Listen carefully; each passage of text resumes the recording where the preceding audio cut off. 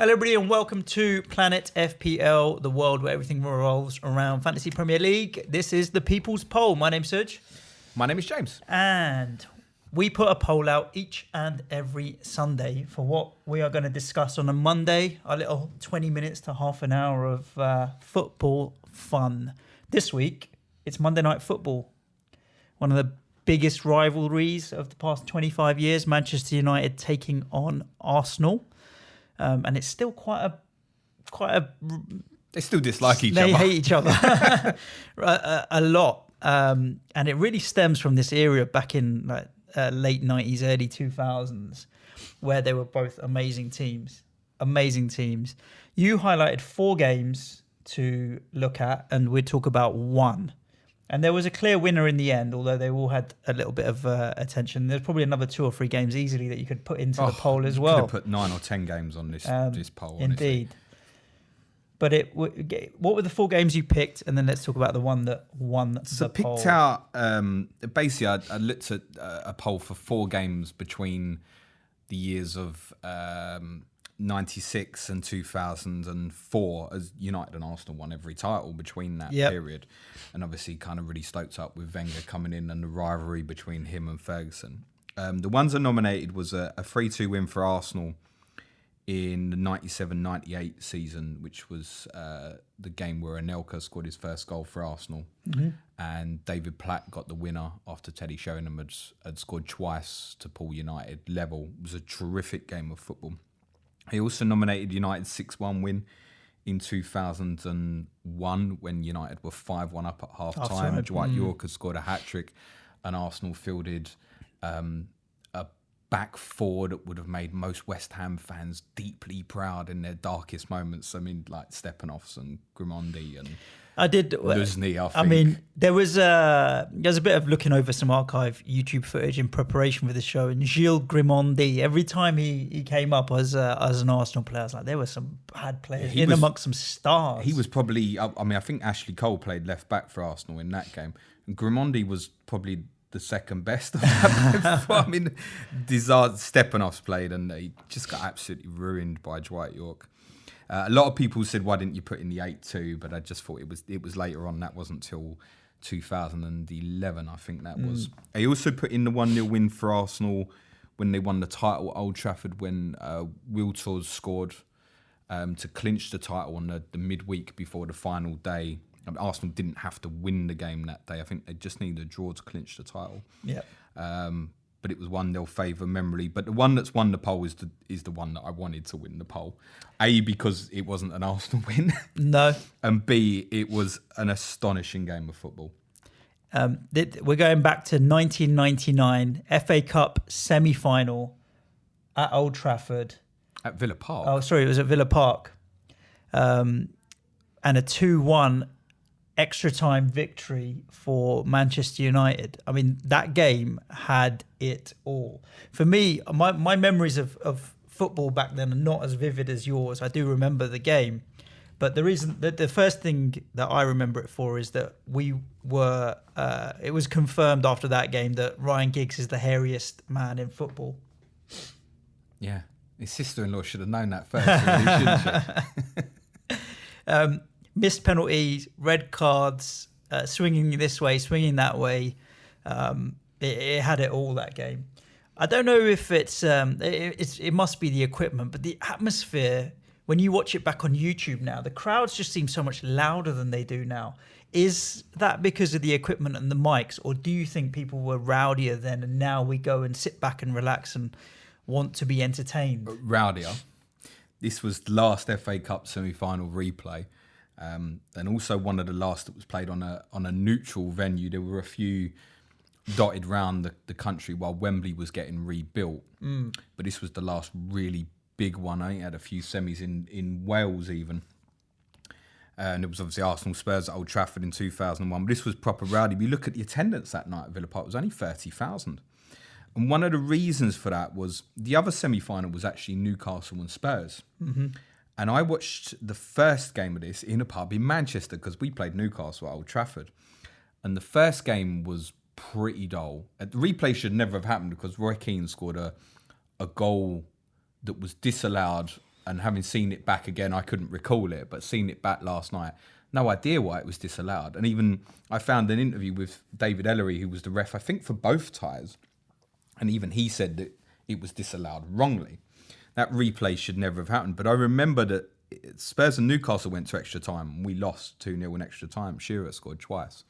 And I remember, had we drawn, we were going to play the replay again at Old Trafford 3 days later. Mm-hmm. And I remember the game going to extra time, my dad saying to me, if it goes to replay, I'm not coming back up. And I was like, well, I am.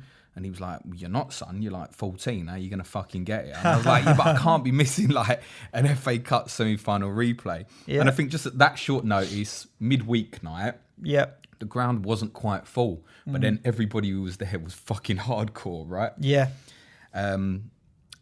It would be great to get particularly FA Cup semi-final replays back away from Wembley and give it back to the fans. It's a soulless place. I think everybody knows my emotions on Wembley. But yeah, let's get these semi-finals back to Villa Parks and the Hillsboroughs and Old Trafford and the like that. There's plenty of stadiums now, even in London, other than Wembley. You know, Spurs, Arsenal can hold these games, no problem at all. The actual replay itself was an astonishing game of football with probably, I would say, the most intense and best game of football I've ever seen that wasn't high scoring. Yeah, end to end. There was a lot of chances. When you say intense, end to end, is that what you mean? It's because, to be honest, the game it wasn't like the Liverpool-Newcastle game a few years earlier, which was astonishing for different reasons, because if that had been 8-7, no one could have complained.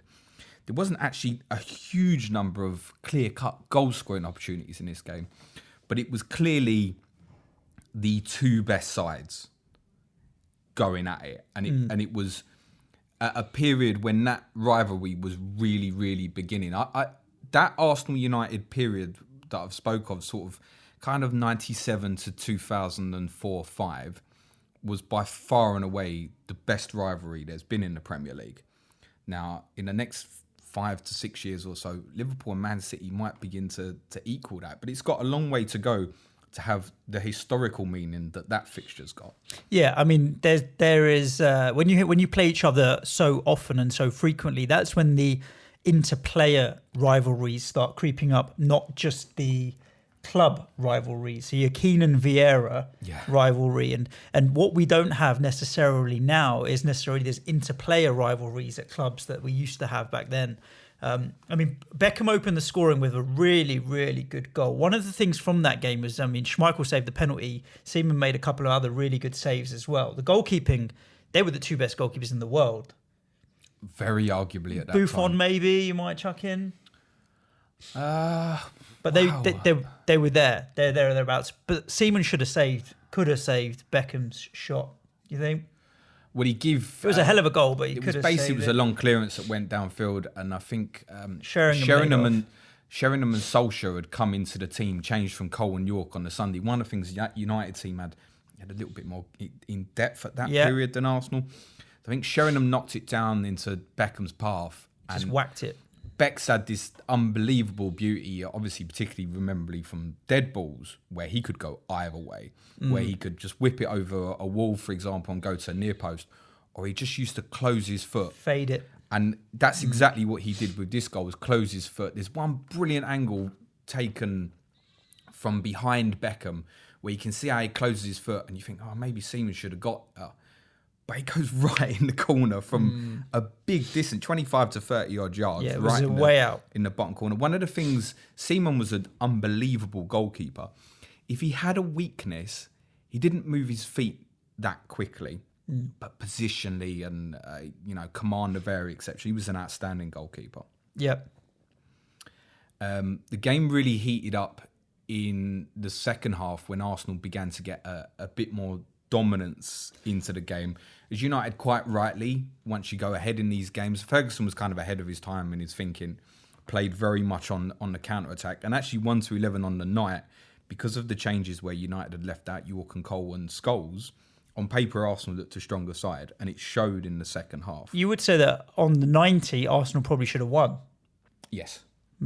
Yeah, they On the probably 90, just about should have won the game, and not particularly obviously with the last minute penalty. They got an equaliser. I think it was about 15 minutes to go. Bergkamp took a shot from about similar range from Beckham's goal at the same end, which took a deflection off Stam. Schmeichel just couldn't get there, and it went in the corner. And then Arsenal threw the proverbial sink at United.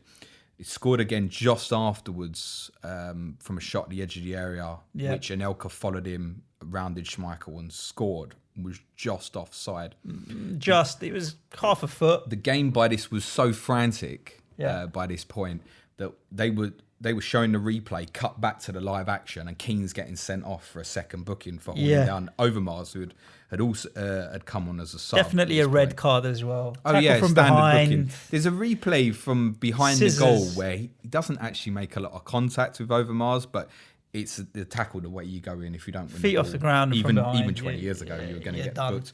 And Keane had been sent off by David Ellery in a replay at Villa Park 4 years earlier for stamping on Gareth Southgate. Yeah. In a semi-final replay again that they'd won against Crystal Palace on that occasion. So at that point, you think Arsenal with this firepower, Overmars, Bergkamp, Anelka, Vieira and Petit in the middle of the pitch, just going to have too much for United. Ferguson brought on Giggs at extra time for Solskjaer to tighten it up a bit. I think Ferguson tried to still win the game because he knew that like going into extra time, Arsenal would just have too much. And then obviously Phil Neville commits the most blatant foul on Ray Parlour in injury time. Yep. To give Arsenal a penalty. And Bergkamp wasn't a great penalty taker. He'd missed 3 of his previous 5. Really? Before that penalty kick. So when Schmeichel saved, it was actually 4 out of 6. I don't know if Schmeichel might have even saved a penalty from Bergkamp in the Euro semi-final in 92 in Sweden for Denmark against Holland. But it was a very bog standard. It was a rubbish penalty. Rubbish penalty. A very nice height for a keeper. Easy to his left. Straightforward save. Yeah. And things like that really change the momentum. You get a real momentum shift when that kind of happens. And then you feel like you've just come on and won the game from a losing situation or what have you. Well, it gave United a sense of being and staying in the game. The drama kind of continued early in the first half when Schmeichel made another really good save from Bergkamp from a shot from range that he tipped wide round the post. And Schmeichel actually pulled a muscle in his thigh, I believe, in making the save. Ouch. Gary Neville took the goal kicks for the rest of extra time. Yeah. And I read an interview with Gary Neville where he said during that game, towards the end of the game, it was the only time he'd ever smiled during a game, where he felt the occasion of how big and how good this football match was. Yep.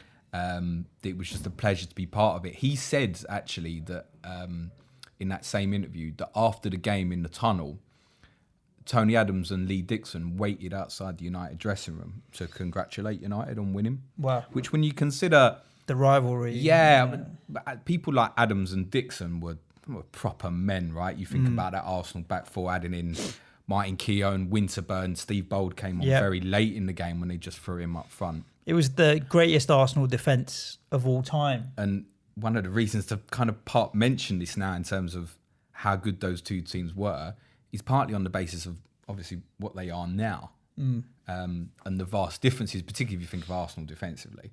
That back four that Wenger inherited, I don't think there's any way of ever really answering if he was lucky to walk into that. He obviously added players later on who did well, like him from Spurs and Kolo Touré and others. Lauren, he obviously developed Ashley Cole through the youth system.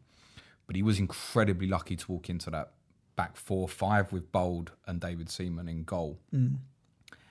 And what about Giggs' goal? Well, it was a great goal. I don't know why Seaman decided to sit down on his arse rather than stand up. It's a little harsh.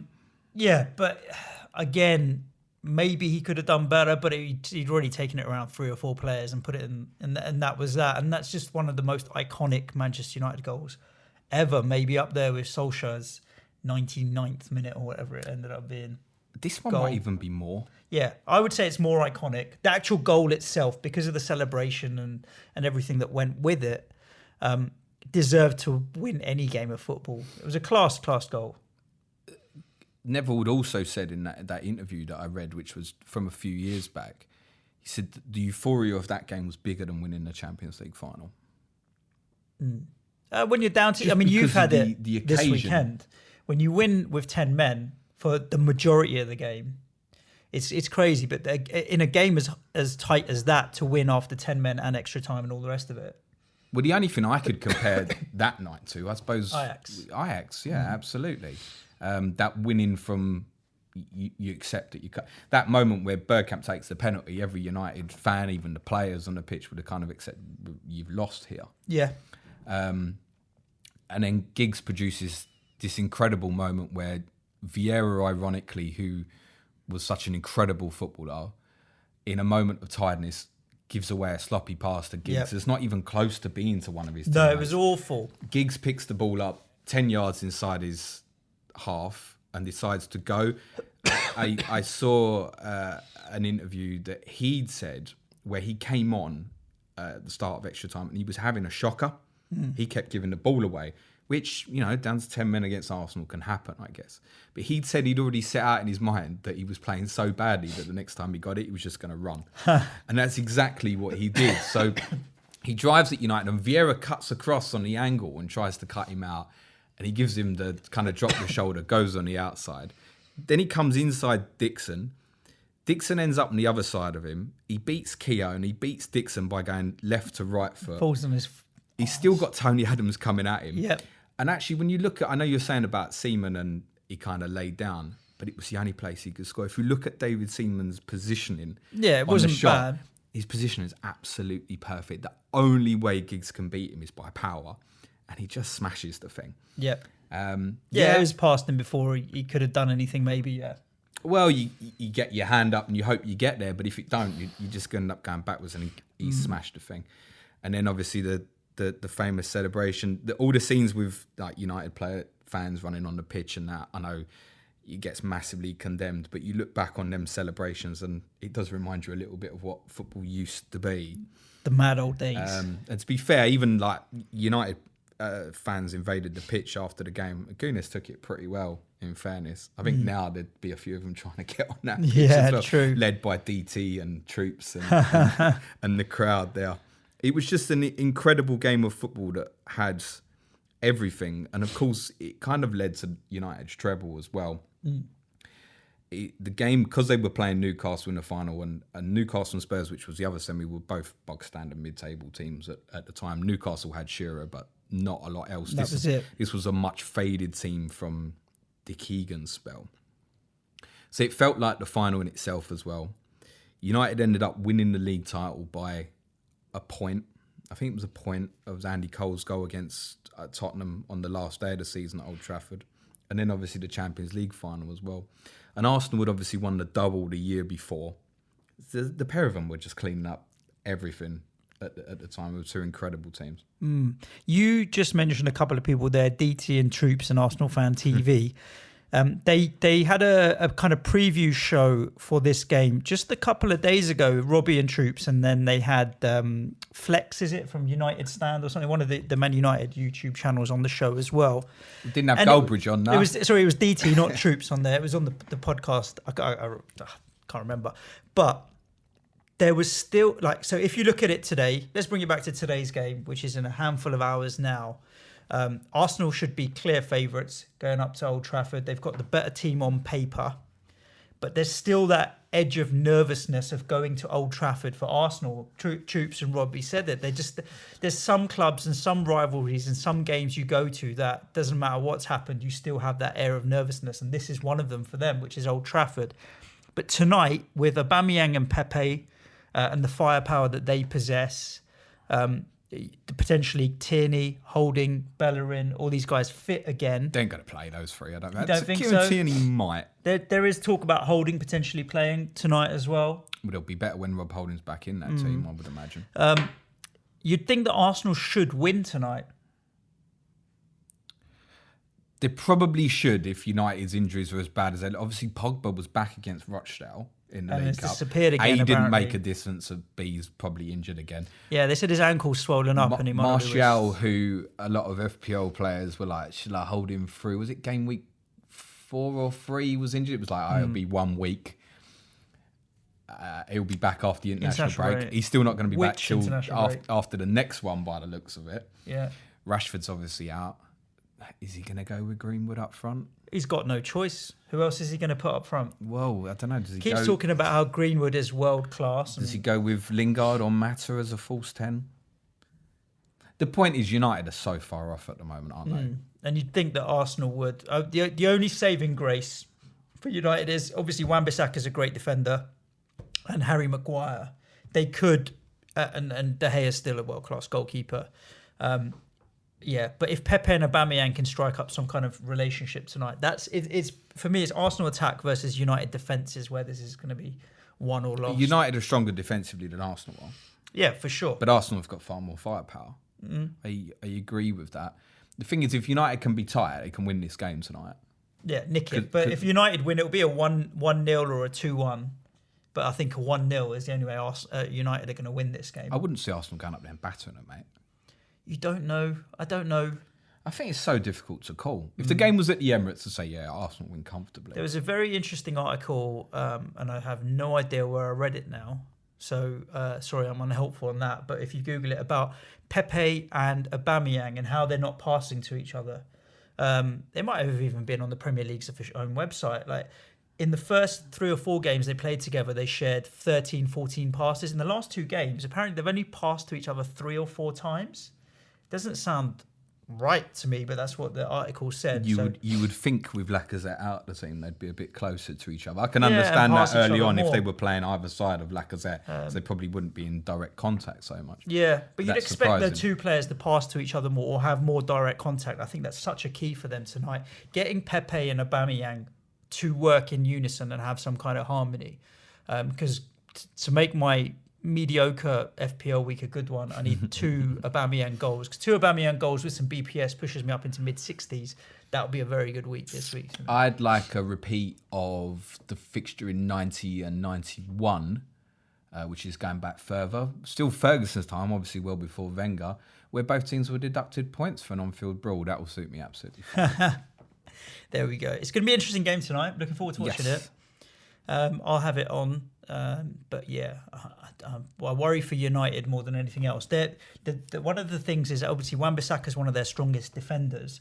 I don't think Arsenal will be playing with particular width. If you've got just Aubameyang and Pepe, they'll probably play a little bit inside. Well, we don't know if Arsenal are going to go maybe push Ceballos or Ozil into a higher position, or it's Please possible. don't play Ozil. But if you could Could he play Saka again, or Willock in a more advanced position, or Reece Nelson? I wouldn't rule any of that out. Or will Arsenal go to a diamond? I mean, Maitland-Niles should be available, right? He served his suspension in the League Cup. I think we were very critical of Arsenal's diamond at Liverpool, but I think if they play it tonight, they'll have some success.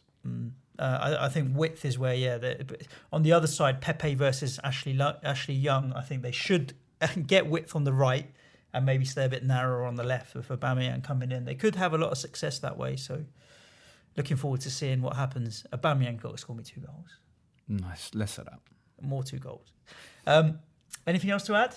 No, main podcast straight after the game. Yeah, we'll be out straight after the game. We'll be recording before the game, so we won't know the ins and outs of that. Plenty coming at you this week as well. We have our Sky Fantasy Football podcast. Sky's bug on the website is fixed now. My 123 points has been brought back down to 87 points. For some reason, I had 56 points on Vardy and 20 points from Suyuncu. They doubled all of Leicester player points for some odd reason. We have Clash of the Correspondents this week as well. We have Sam, FPL Seagull, correct? Yeah, and Ricky Saunders, Spurs. Gooners. No, not Gooners. What's that? Jesus Spurs. Christ. Yeah, so we've got Ricky coming on.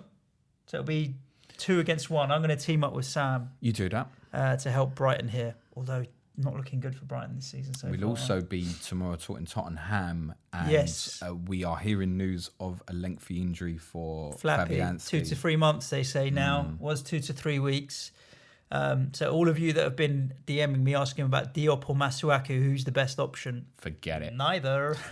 And then, final plan as always on Friday. So do stay tuned for lots of content, lots of announcements, lots of fun stuff coming at you.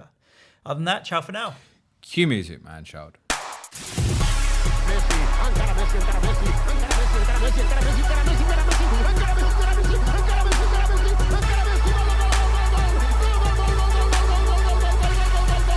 The Fantasy Football Show.